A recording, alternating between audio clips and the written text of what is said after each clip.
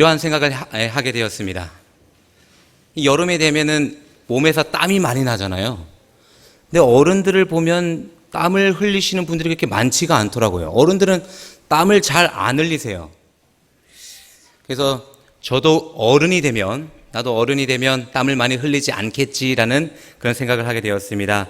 그러나 저는 지금 땀으로 흠뻑 젖었습니다. 아직도 결혼을 했지만 아직도 어른이 된 것 같지 않습니다. 우리 주님의 그 뜻 안에서 성숙하기를 간절히 바랍니다. 우리 성도님들, 학생들 중에서 우리 교인 자녀들 빼고 대부분의 학생들이 어떤 학생들일까요? 교인 자녀들이 아니고 그냥 삼육학교에서 이 교회를 접하게 되고 하나님을 알게 된 그러한 학생들입니다. 수많은 학생들이 있지만 이 학생들이 금요일날 일주일에 학업을 다 마치고 피곤하고, 특별히 오늘 같은 날 비 오고 그냥 집에 가서 편히 쉬고 싶고 친구들이랑 놀고 싶은데 이 학생들이 이 교회로 오는 모습을 보면 참 신기합니다. 이 학생들의 이 발걸음이 영원히 예수님 오시는 그날까지 이어질 수 있도록 성도님들의 강한 기도가 필요됩니다. 우리 성도님들 기도해 주실 거죠? 네. 청년들도 마찬가지예요. 청년들은 대부분 교인들 자녀지만 그래도 몇 청년들은 교회에 다니지 않는 그러한 가정 속에서도 믿음을 지키는 그러한 청년들이 있습니다. 우리 성도님들의 많은 기도 부탁드립니다. 오랜만에 저기 남쪽에서 1학기에 수업을 잘 마치고 함께 예배 드리게 된 우리 조태웅 청년, 환영합니다. 감사합니다. 이 시간 저는 함께 우리 성도님들과 함께 찬양을 하기를 원합니다. 평화를 너에게 주노라. 우리 성도님들, 이 안식일에 평안을 누리고 싶으십니까? 마음속에 평화가 가득하기를 원하세요? 우리가 이 찬양을 하시면서 다시 한번 주님께서 주시는 그 평화를 간절히 원하는 시간 되기를 간절히 바랍니다. 제가 좀 찬양을 잘 못하기 때문에 우리 학생 전도사님께서 인도해 주시면 감사하겠습니다. 무반주로 평화를 너에게 주노라 우리 찬양하시겠습니다. 우리 성도님들 큰 소리로 다 함께 하도록 하겠습니다. 앞에서 지도만 해주시면 됩니다. 저보다는 훨씬 더 찬양을 잘합니다.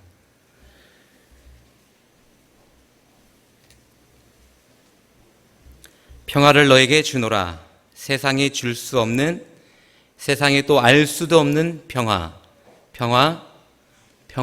평화를 너에게 주노라. 우리 다 함께 찬양하시겠습니다.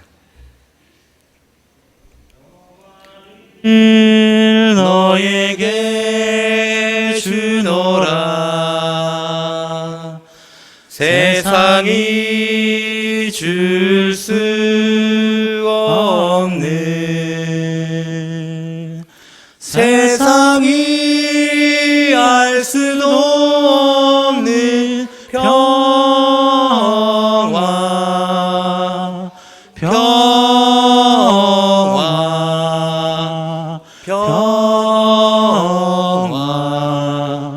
평화를 내게 주노라.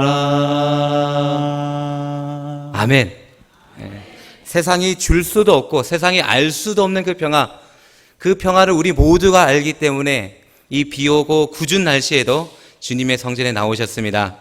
우리 한 분도 빠짐없이 주님께서 주시는 이 평화 맛보게 되시기를 간절히 바랍니다. 매주 금요일마다 지금 무슨 책을 공부하고 있죠? 함께 우리 다니엘서를 살펴보고 있는데요. 오늘은 그 세 번째 시간입니다. 저는 이 시간에 이 다니엘서 전체를 살펴보기를 원치 않습니다. 우리 성도님께서 이 다니엘서에 좀 더 깊은 관심을 가지시고 나도 그 책을 연구해 보고 싶다라는 그런 흥미를 드리고 싶습니다. 우리 성도들이 이 시간을 통해서 예언서인 하나님의 시간표인 그 다니엘서에 더 관심을 가지게 되기를 간절히 바랍니다. 우리 오늘은 다니엘서 9장 17절로 19절의 말씀을 살펴보시겠습니다. 우리 성도님께서 홀수절을 읽어주시고요. 제가 짝술절을 읽도록 하겠습니다. 이 앞에 기록되어 있습니다. 다니엘서 9장 17절로 19절의 말씀입니다. 시작.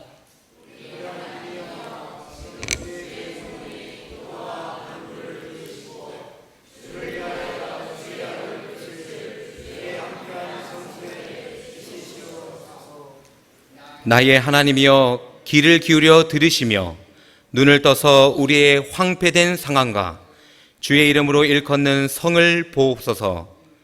우리가 주의 앞에 간구하옵는 것은 우리의 의를 의지하여 하는 것이 아니요 주의 큰 긍휼을 의지하여 함이오니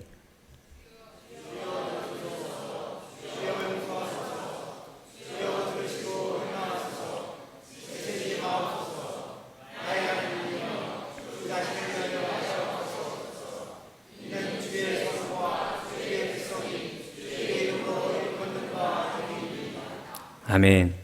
우리 성도님들 이 성경절을 읽으시니까 이 성경절이 꼭 뭐 같아요? 무엇인 것을 알 수 있습니까? 이 성경절이 설교예요? 아니면 기도예요? 네, 기도입니다. 누구의 기도일까요? 다니엘의 기도입니다. 이 기도의 내용이 굉장히 심금을 울립니다. 하나님이여 귀를 기울이사 들어주소서. 우리 항폐된 상황과 주의 이름으로 일컫는 성을 보옵소서. 하나님께 간절히 간구하는 그러한 모습입니다. 그 애타는 심정이 느껴지십니까? 다니엘의 그 간절하고 애타는 심정이 느껴지는 것입니다. 이 다니엘서 하면 무엇이 떠오릅니까? 우리 성도님들께서 이 다니엘서 연구를 다 하신 걸로 저는 알고 있습니다. 이 다니엘서 하면 뭐가 떠올라요? 2300주야. 2300주야 하면은 또 우리가 다 아시죠? 우리 또 오랫동안 공부하시고 침례 받으시고 이 예언의 말씀을 우리가 다 살펴보았습니다. 2300주야의 그 기산점이 언제예요? BC 457년 예루살렘의 중건령이 내릴 때부터 또 시간이 지나서 408년에 예루살렘이 중건이 되고 그 다음에 AD 27년에 예수님께서 기름 부음을 받으시고 31년에 십자가에 달려 돌아가시고 34년에 스데반이 순교당하고 그리고 538년부터 1798년까지 한때 두때 반때 1260년을 지내고 마지막으로 1844년 10월 22일 2300주야가 끝나는 그 예언 우리가 다 잘 알고 있습니다.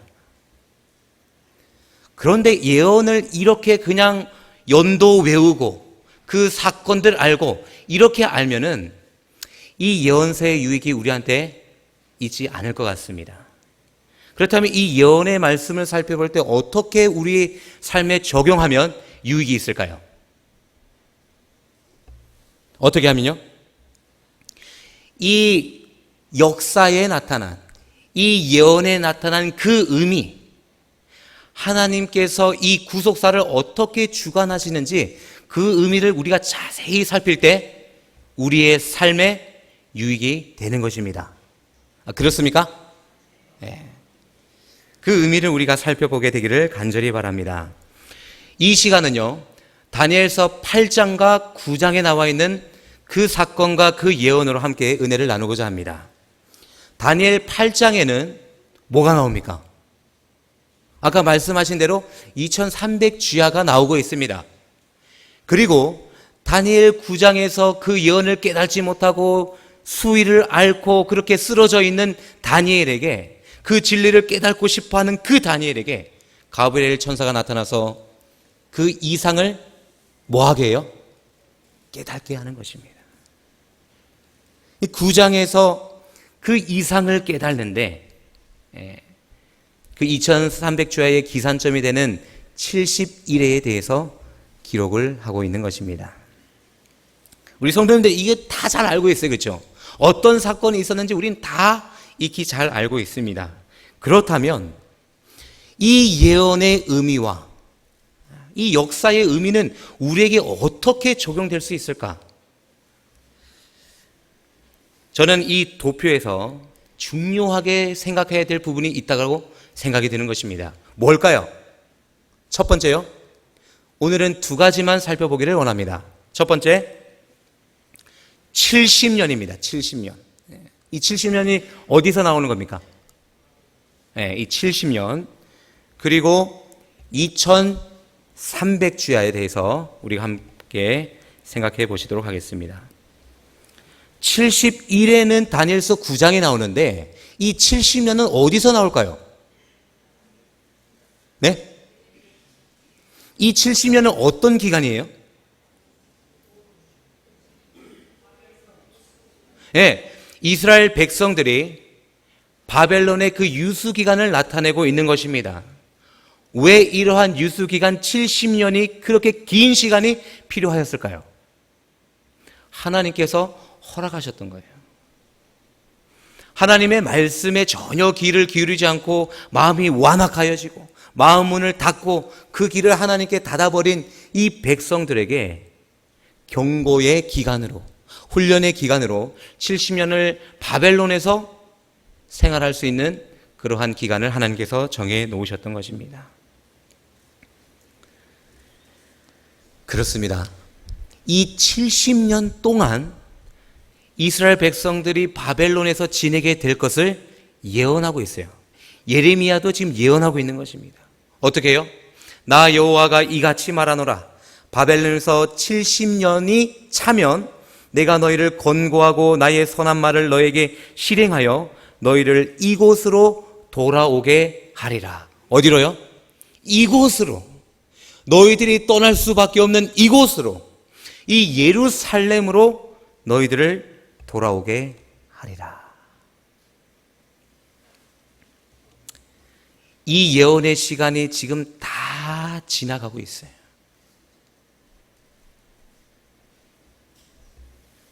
이 예언의 시간이 이제는 거의 다 찼는데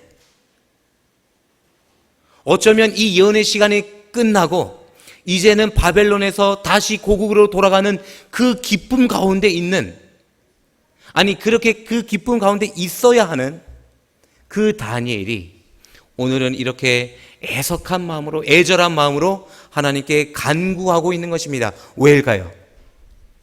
왜일까요? 그 훈련의 기간이 다 끝나가는데 우리의 백성들은, 나의 백성들은 돌아갈 준비가 전혀 되지 않았던 것입니다. 그들은 오히려 그 바벨론에서 정착해서 안주하면서 그렇게 살아가고 있는 것입니다. 돌아갈 생각도, 돌아갈 계획도 가지고 있지 않은 그러한 백성들을 위해서 하나님, 이 백성들을 돌아봐 주세요. 우리의 죄악을 용서해 주세요. 이렇게 기도하고 있는 것입니다. 사실 이 다니엘서 9장은 BC 538년에 기록된 거예요. 그런데 이 70년이 다 차는 이 기간은 언제일까요? BC 605년도에 바벨론으로 잡혀갔으면 70년이 지난 537년이면 이제 70년이 되는 겁니다. 이제 돌아가야 돼요. 돌아갈 준비를 하지 못하고 있는 이 백성들을 정말 마음 아파하면서 다니엘이 하나님께 드리는 기도인 것입니다. 예루살렘으로 돌아가라. 이 고레스 왕이, 이 선한 왕이 이 포로로 잡혀와서 70년 동안 포로 생활을 한 이 백성들을 고국으로 돌려보내는 것입니다. 그때가 첫 번째가 언제예요? 537년입니다. 537년. 고국으로 돌아가라. 그리고 다 황폐하게 되고 허물어지고 정말 망가져버린 무엇을 다시 재건해야 돼요? 무엇을요? 크게 말씀해 주시면 감사하겠습니다. 무엇을 재건해야 돼요? 예루살렘 성을 다시 일으켜 세워야 되는 것입니다. 그러한 중요한 사명을 가진 이 백성들이에요. 그들은 졸고 있었습니다. 그들은 안주하고 있었어요. 그들은 그곳에서 그냥 정착해서 편하게 살기를 원하는 그러한 백성들로 전락하고 말았습니다. 이 70년 밑에 537년, 520년, 457년 이렇게 기간을 정해놨는데요.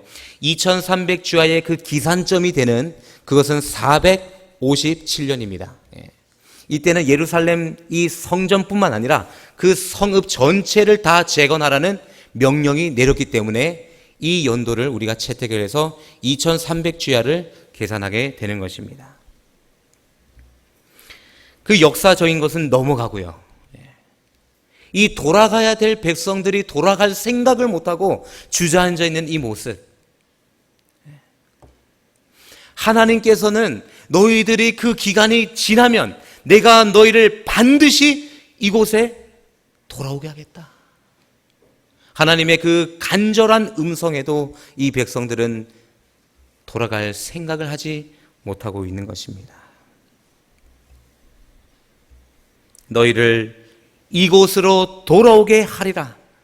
그 예수님의 음성이 들리십니까? 2300주야의 끝은 언제입니까? 1844년. 이때가 무슨 기간이에요? 이게 무슨 연도입니까? 1844년 우리가 정확하게 역사적으로 10월 22일 그날이 무슨 날이에요? 네? 성소가 정결하게 되는, 하나님 예수님께서 성소를 정결하게 하시려고 어디 들어가신 겁니까? 하늘 지성소에 들어가게 되신 것입니다. 우리가 이 부분을 잘 생각을 했으면 좋겠습니다. 다니엘이 있던 이때는 537년은 그 기간이 끝나고 나서 이 백성들이 돌아가서 성전을 재건하고 그 무너진 성읍을 다시 세워야 되는 사명이 있었습니다. 이 2300주야의 긴 기간이 끝나고 1844년 예수님께서 성전을 정결케 하시려고요. 어느 성전입니까? 저는 이 말씀을 연구하면서 저는 지금까지 그렇게 생각했어요. 하나님께서는, 예수님께서는 하늘 성전을 정결케 하시려고. 근데 아니에요. 그렇게 하면 너무 멀어요.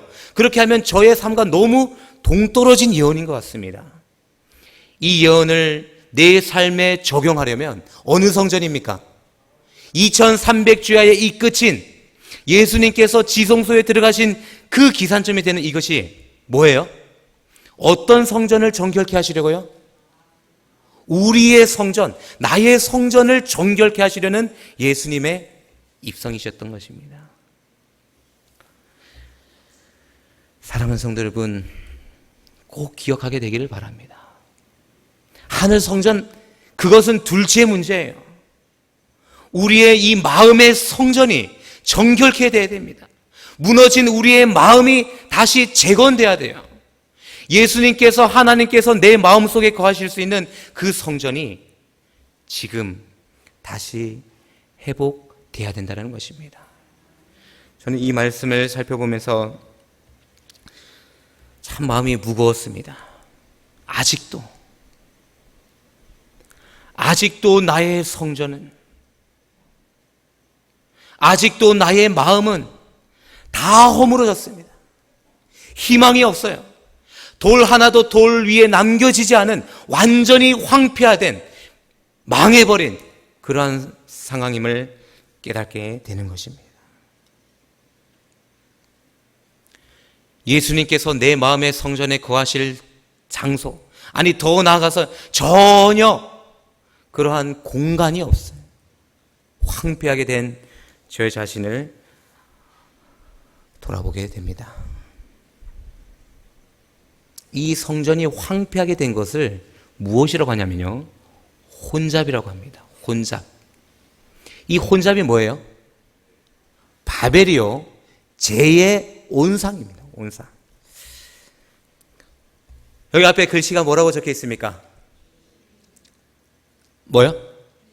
네, 우리 죄인분들만 대답하시는 것 같습니다. 이 앞에 뭐라고 적혀 있습니까? 죄인.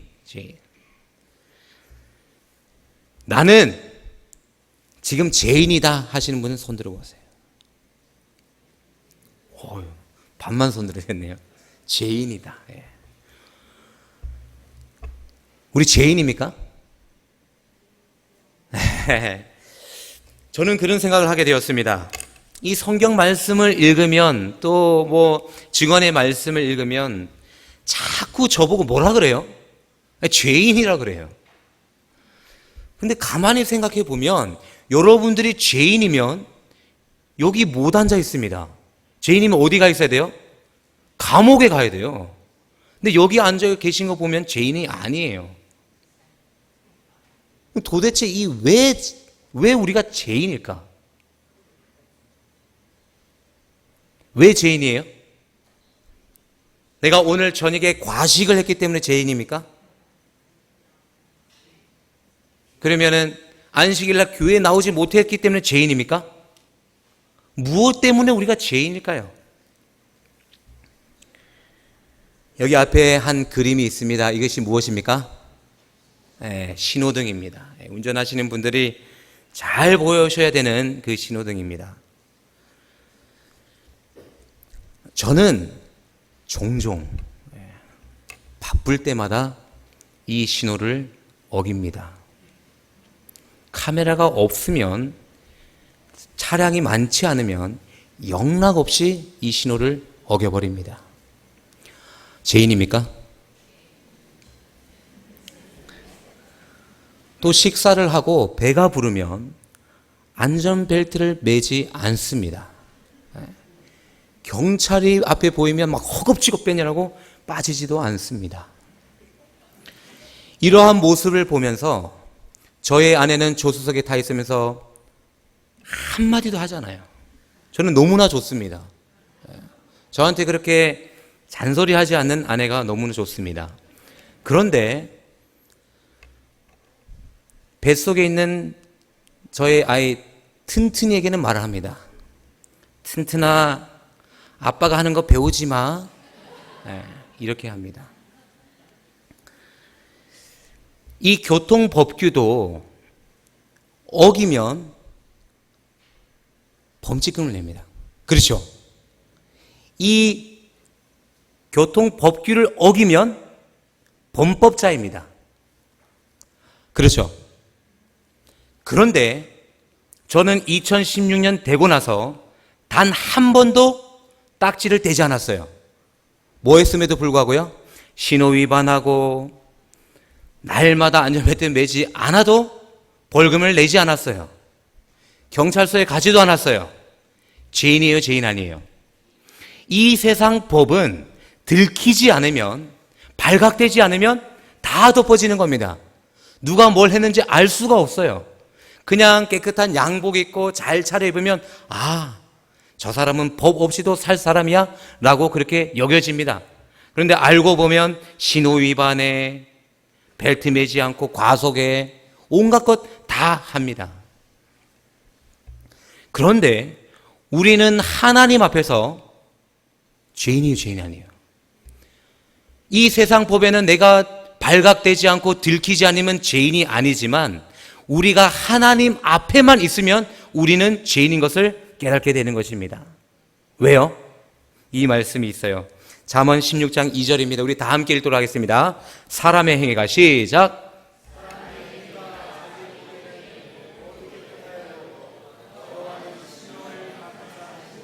아멘. 하나님께서는 우리의 이 행위도 보시지만 우리의 심중에 있는 그 마음을 보시기 때문에, 우리가 어떤 생각하고 있고 어떤 마음을 가지고 있는지 다 아시기 때문에 우리는 하나님 앞에 서면 죄인임을 깨닫게 되는 것입니다. 우리 죄인이에요? 아직도 죄인은. 우리 죄인입니까? 우리가 하나님 앞에 다 있다면 우리 모두는 다 죄인인 것입니다. 근데 도대체 무엇이 죄일까요? 도대체 뭐가 죄일까요? 다니엘의 기도를 통해서 계속 알 수 있지만, 주여 용서하여 주시옵소서, 주여 우리를 돌보아 주시옵소서, 우리를 용서하여 주십시오, 이런 기도가 계속적으로 나오는데요, 도대체 그렇다면 무엇이 죄란 말입니까? 뭐가 죄일까요?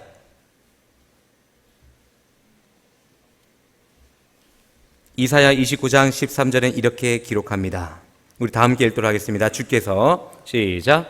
주께서 가라사대 이 백성이 입으로는 나를 가까이 하며 입술로는 나를 존경하나 그 마음은 내게서 멀리 떠났나니.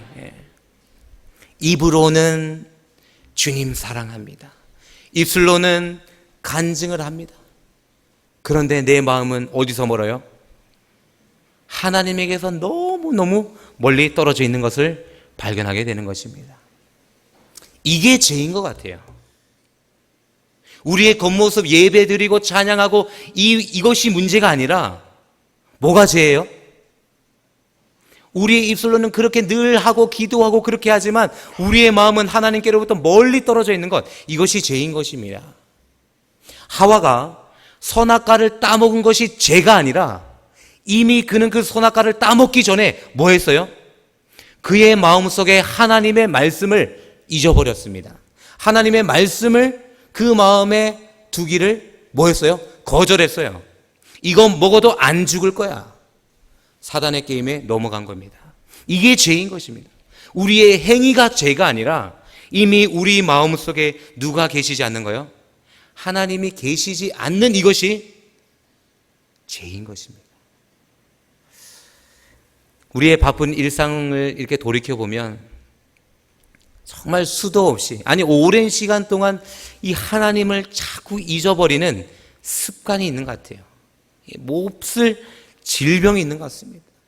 바쁘다는 핑계로, 피곤하다는 핑계로 자꾸만 그 하나님을 잊어버려요. 아니 하나님을 내 마음에 두는 것을 뒷전으로 미룹니다. 싫어해요. 그러니 우리 마음속에 그 다른 죄들이 생겨나게 되는 것입니다.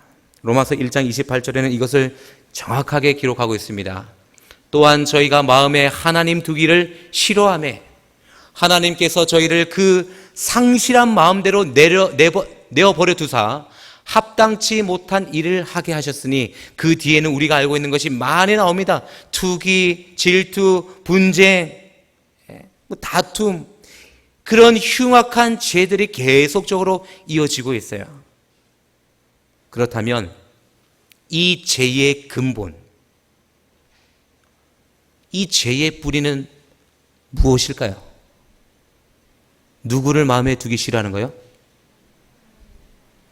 하나님을 내 마음에 두는 것을 싫어하는 것, 하나님을 내 마음속에 두지 않는 것, 하나님을 잊어버리는 것, 그것이 오늘날 우리의 죄인 것입니다. 그런 우리들에게 하나님께서는 계속적으로 초청하십니다. 돌아오라, 돌이키라. 주 여호와 이스라엘의 거룩하신 자가 말씀하시되 너희가 돌이켜 안연히 처하여야 구원을 얻을 것이다. 돌이켜야 된다. 이르기를 아니라 우리가 말 타고 도망하리라. 돌이키라고 하니까 우리가 말 타고 도망가겠대요. 한 사람이 꾸짖은즉 몇 사람이 도망가요? 1000사람이 도망하겠고 5사람이 꾸짖은즉 다 도망하겠다는 겁니다. 이 말씀 듣기 싫다는 겁니다. 이 말씀대로 살지 않겠다는 그러한 고백입니다. 그러한 이 세상 가운데 그럼에도 불구하고 하나님의 말씀을 믿으시며 하나님의 말씀을 들으시는 우리 모든 성도님들에게 하나님께서 주시는 그 평화가 있게 되기를 간절히 바랍니다. 호세아 선지자는 우리에게 이렇게 호소합니다. 오라, 우리가 여호와께 뭐 하자고요? 돌아가자. 우리를 도로 낮게 하실 것이요 우리를 싸매어 주실 것이기 때문에 돌아가자. 그러므로 우리가 여호와를 알자. 힘써 여호와를 알자. 그의 나오심은 새벽빛같이 일정하니 비와 같이 땅을 적시는 늦은 비와 같이 우리에게 충만히 임하시리라. 아멘.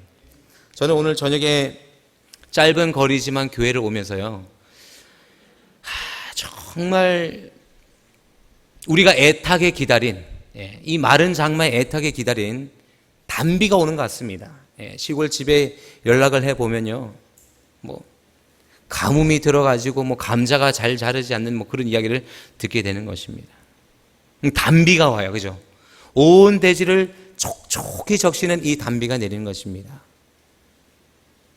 사랑하는 성도 여러분, 우리가 돌아갈 때, 우리가 여호와께로 돌아갈 때 우리의 메마른 심령에 하나님께서 단비를 내려주실 것입니다. 우리의 심령에 편히 쉴 수 있는 그 평화의 단비, 늦은 비 성령을 내려주실 것입니다. 우리 성도님들 돌아가지 않으시겠습니까? 우리 여호와께 돌아가지 않으시겠습니까? 우리 마음속에서 그 잊혀져가는, 자꾸만 잊어버리는 그 하나님을 우리가 또 다시 한번 찾지 않으시겠습니까? 예레미야 29장 13절은 이렇게 기록합니다. 너희가 어떻게 해요? 전심으로 우리의 온 마음을 다해서 여호와를 찾고 찾으면 뭐 하겠다고 약속합니까? 나를 만나리라. 나를 만나리라. 정말 보고 싶은 사람 만나야 반가워요. 정말 그리운 그 사람 만나야 기쁨이 있습니다.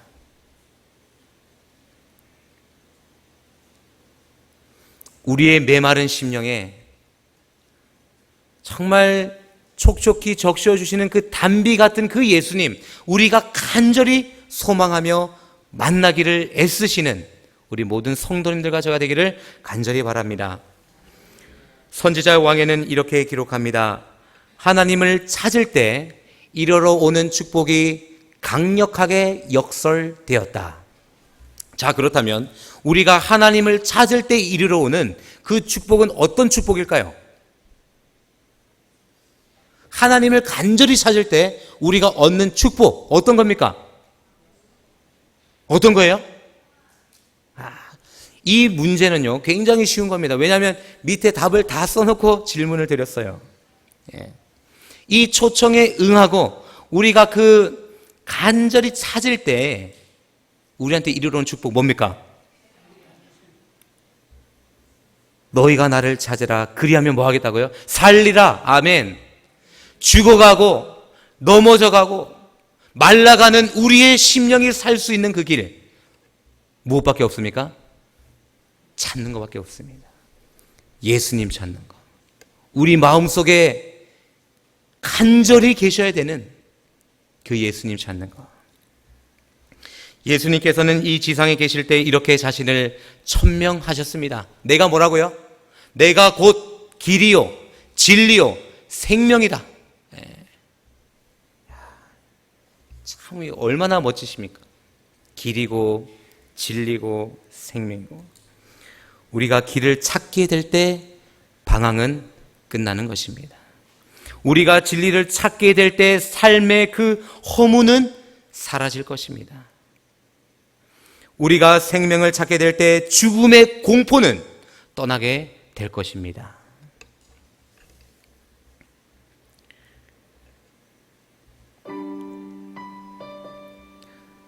얼마 전에 이 잠수함을 탄 경험이 있습니다. 이 잠수함을 타고 25m, 30m 이렇게 내려가니까요, 이 잠수함에 있는데 막 어지럽더라고요. 그리고 물속에 꼭 갇혀버린 그러한 두려움이 있었습니다. 그리고 그 잠수함 안에 있는 작은 창을 통해서 이 밖을 보는데요, 그 바다가 깜깜해 보이면서 너무너무 무서웠습니다. 저는 그 잠수함 안에서 2년 전에 있었던 그 사건을 다시 한번 기억하게 되었습니다. 그 무수한 사람들이 물속에 빠져서 어쩔 줄 모르고 그대로 아무 말 없이 다 죽게 되었던 사건입니다. 어떻게 힘 한번 써보지 못하고 탈출하지 못하고 그렇게 다 죽어갔던 것입니다. 그 물속에서 얼마나 괴로웠을까. 정말 숨을 쉬지 못하는 그 속에서 죽어가면서 얼마나 고통스러웠을까. 그 사람들이 건짐을 받을 수 있었더라면, 그 사람들에게 정말 그 구조의 손길이 닿았더라면 그 아까운 생명들이 잃지 않았을 것입니다. 저는 그 안에서 생각을 했어요. 내가 만약에 이 잠수함에 있지 않고 이 30m 아래 이 바다 밑에서 혼자 내버려 둔다면 어떻게 될까? 그 속에서 살아남을 수 있는 사람은 이곳에 단 한 명도 없을 것입니다. 그들과 똑같이 우리는 죽을 수밖에 없는 운명일 것이에요. 그런데 저는 지금 어디 안에 있어요? 어디 안에 있어요? 잠수함 안에 있는 것입니다. 내가 그 바다 깊숙한 곳에서 살 수 있는 이유는 내가 어디 안에 있기 때문에요? 잠수함 안에 있기 때문에 살 수 있었던 것입니다. 내 안에 거하라. 이 예수님의 말씀이 떠올랐습니다. 내 안에 거하라. 이것은 우리가 예수님 안에 거해도 되고 거하지 않아도 되는 그러한 선택의 길이 아닙니다. 우리는 반드시 그 안에 있어야지 살 수 있는 것입니다. 사랑하는 성도, 꼭 기억하게 되기를 간절히 바랍니다. 우리가 예수님 안에 있을 때, 우리가 예수님을 찾을 때, 그때 우리에게 생명이 보장되는 것입니다. 요한일서 4장 13절에 이렇게 기록합니다. 그의 성령을 우리에게 주심으로 우리가 그 안에 거하고 그가 우리 안에 거하시는 줄을 우리가 알미니라. 아멘. 사랑하는 성도 여러분, 그 안에 거하십시다.